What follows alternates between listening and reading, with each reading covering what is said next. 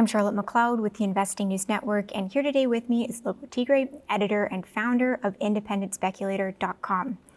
Thank you so much for joining me. Always great to see you. Always.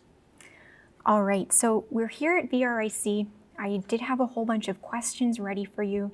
Then I watched your presentation this morning, which was very exciting. So you did a pretty lively talk encouraging people basically to focus on what's happening now instead of looking at big theories or things that might work in the future but not at this moment. So I wanted to ask why you chose that for your topic, because you seem very passionate about it. Well, it's funny, I wrote that essay. I wrote an essay that led to this and a number of other things, related things, called Empiricism versus Rationalism in Securities Analysis. The last two words being a nod to Grad and Dodd and securities analysis, of course. And it was a slow period, nothing was happening. There wasn't really any great market insight to deliver. So I just thought I'd say something that I'd been wanting to get off my chest. I figured nobody would read it. But it turns out it's really become a talking point. And I think it's because there's so many people, and I guess in the vernacular of our space, that have these macro ideas, right? These big theories. And they're great for selling, junior mining stocks, newsletters, whatever it is you're peddling. This great idea, it's engaging, it makes sense, it gets people all excited, therefore buy my product or service or stock, right? But I don't think it serves people well. It's so engaging, it's so compelling, but it doesn't necessarily tell you what's going to happen now or how I need to make money now.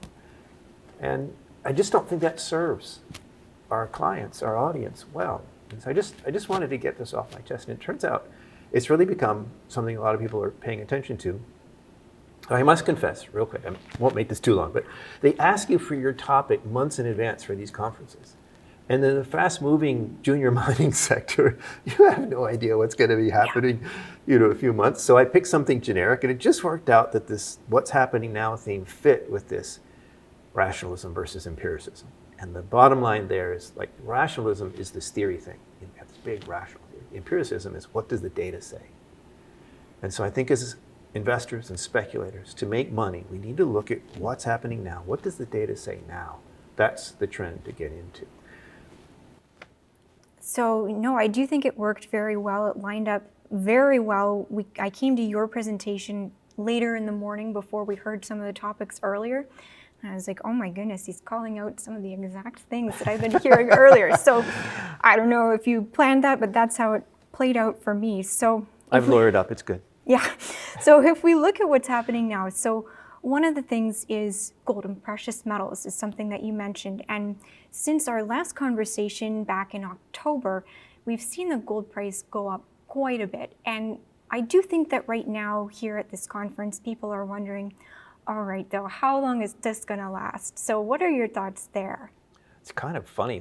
We almost have a battered wife syndrome here where people don't want to believe anything as good is going to happen. Can I say that? Is that like an old school, politically incorrect thing to say? I don't know. What I mean is, like, people don't want to believe the good news. Like, oh, it's going to crash tomorrow. Or, oh, the manipulators are going to step in and crush the market and so on. There's been beaten so many times, nobody wants to believe that things can actually get better. But to marry empiricism and rationalism, to marry theory and what the data says is happening now, this isn't just out of the blue. It's not like, oh, it's up for no reason, in which case, well, guess what? It might go down. It's up for a reason. The DXY, the dollar, has been so directly correlating inversely with gold prices and silver prices over the last year, so directly, so strongly. Dollar milkshake, right? That mechanism is real, and it was a headwind for gold all of last year until the end. That has changed. The mechanism hasn't changed, but the direction of the dollar has changed. And the reasons for that, the Fed easing up on the brakes, the ECB continuing to tighten, there's a lot of things going on that say that's going to continue. So this is happening now. It's happening for reasons that we understand. It has a well-established relationship that we can measure.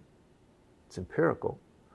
And that makes me extremely bullish. I mean, whatever my gold bug dreams might be for the longer-term future, right now, this is a place I'm willing to allocate capital to now.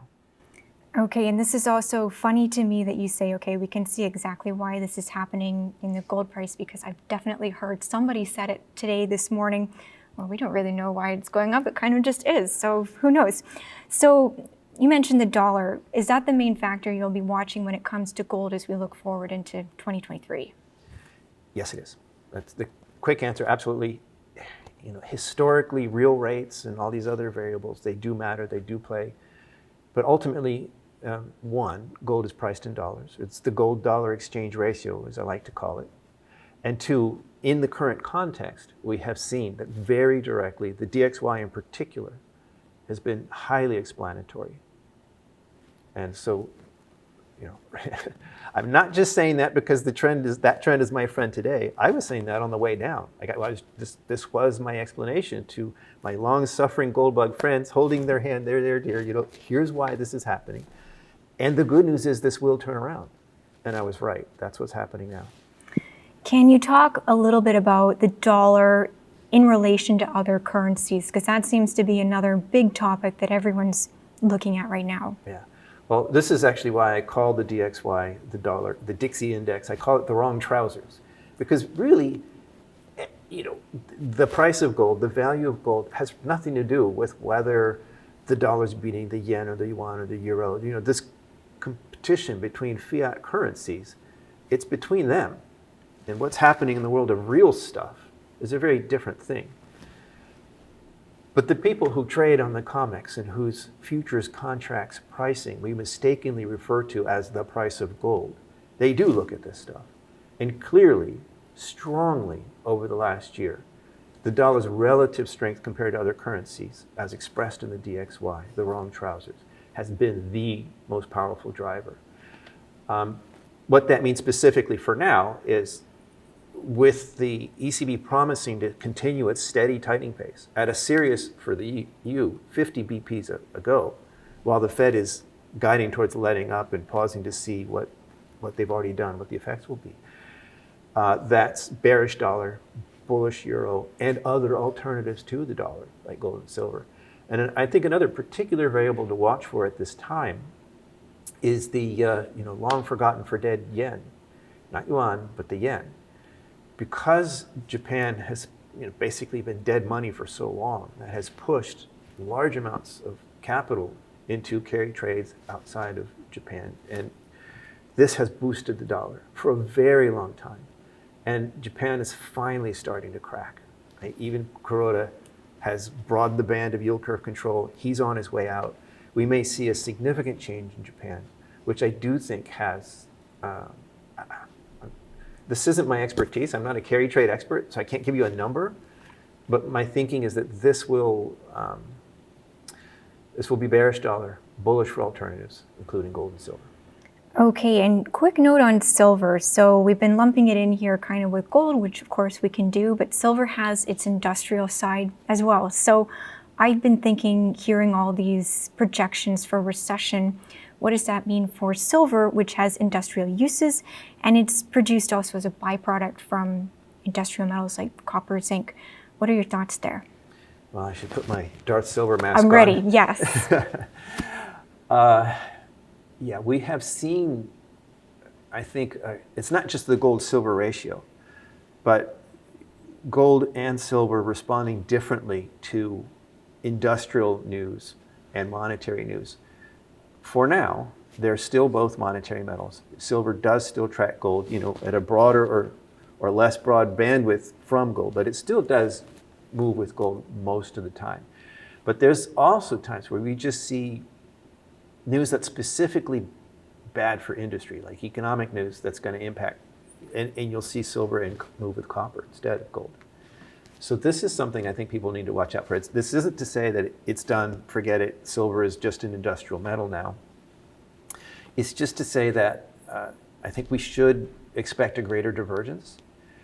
I guess bad news for 2023 for silver bugs would be, I'm in the recession camp. I don't believe soft landing scenarios. I don't believe mild and short. I think we're going to see a serious global recession. Or rather, I think one has already started, and it will be acknowledged this year.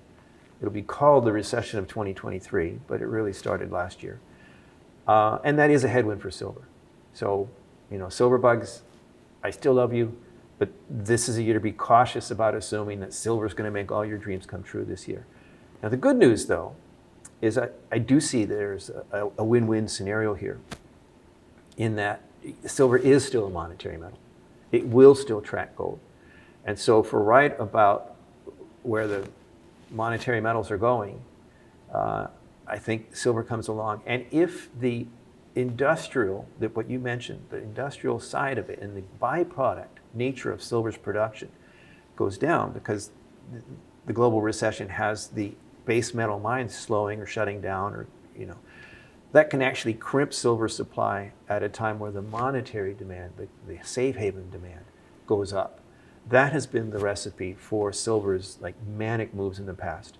In 2010 and arguably 1980, you have a supply crunch argument at a time where safe haven demand is pushing demand up, supply down. So we could see this crunch here for silver. That's not a promise, it's a possibility. But the other thing, though, is like, okay, whatever happens in the near term with the recession, all this stuff, I'm very bullish on the whole commodity complex going forwards. And so the industrial side of silver is actually very bullish for silver over years to come, even if the safe haven demand for gold goes away. The industrial demand for silver is, the actual use case here, the solar panels, the electrification, the silver in the cars, never mind the solar panels, it's just going up and up and up. So I quite like silver a lot. I just think one oughtn't to be irrationally exuberant about it in the nearest term.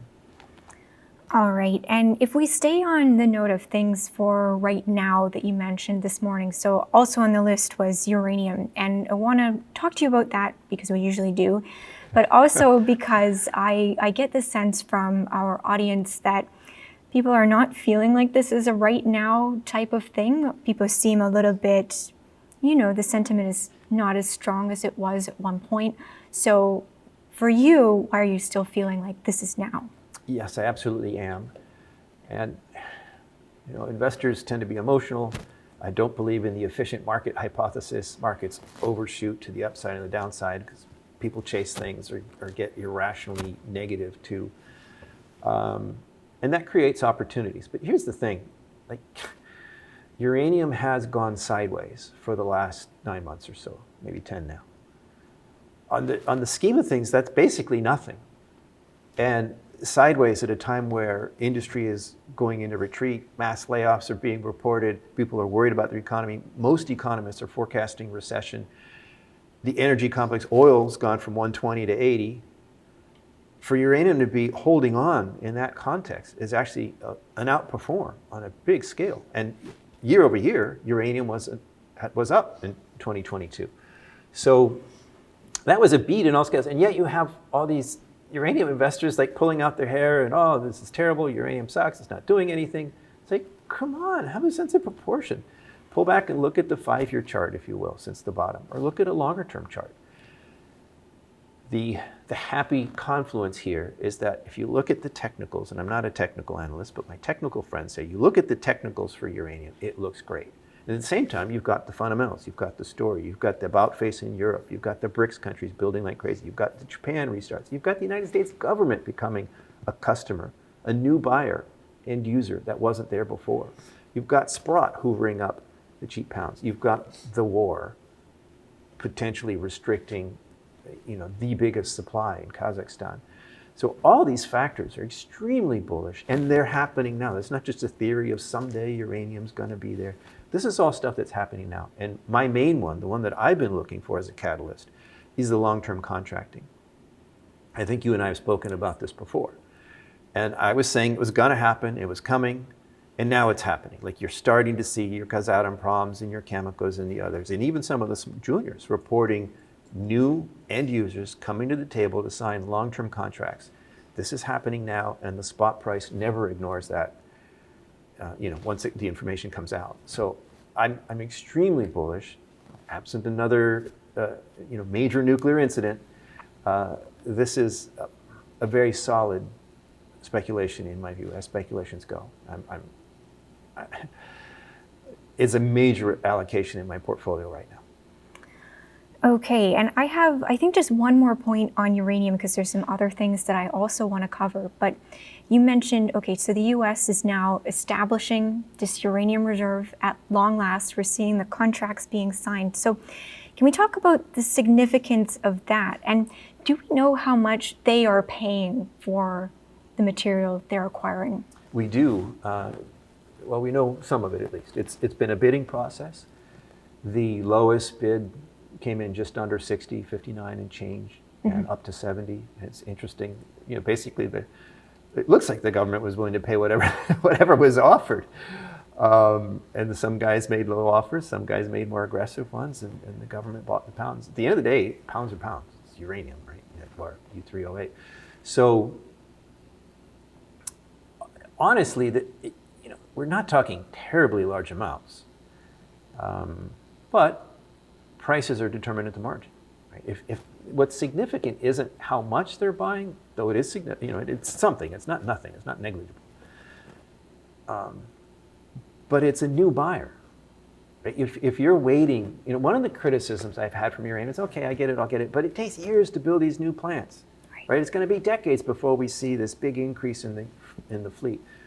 Okay, but suddenly the government, the United States government, has become a new buyer that just wasn't there before. So overnight, you're seeing the equivalent of XY number of reactors that need the uranium now.